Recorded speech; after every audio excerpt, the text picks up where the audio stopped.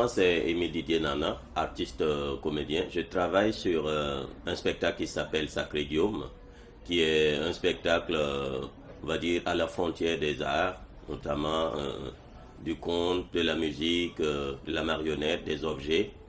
Et le but de ce spectacle, c'est raconter, utiliser l'histoire de Guillaume le Conquérant comme prétexte et parler de nos conditions en tant que migrants et qui habitent ici, qui sont maintenant français et qui ont deux origines, on va dire, deux histoires.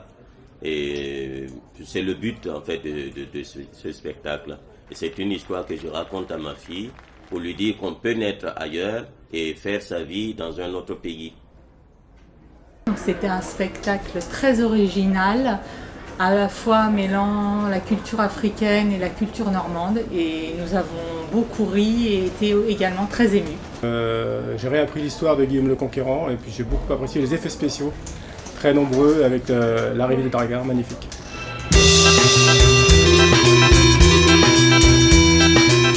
Famille, joie et marionnette.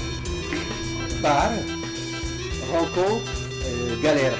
Soleil, rencontre, ambiance.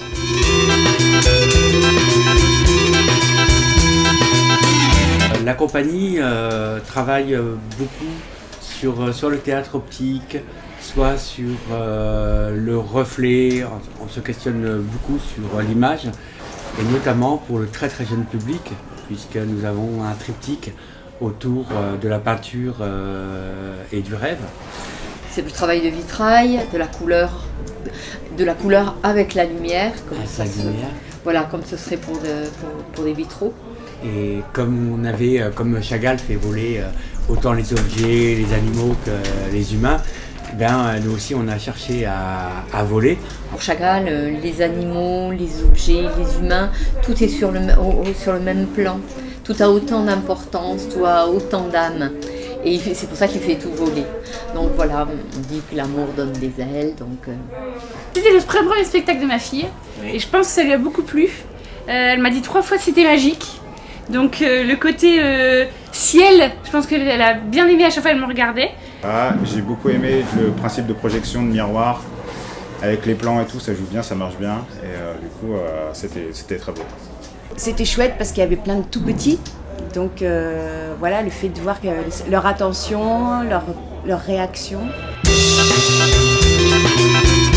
Surprise, inattendue et émerveillement. Titanos, punk, Covid. Découverte, convivialité et plaisir. Ce qu'on fait, c'est qu'on reprend des objets, donc c'est du théâtre d'objets, donc on prend des objets et on les anime.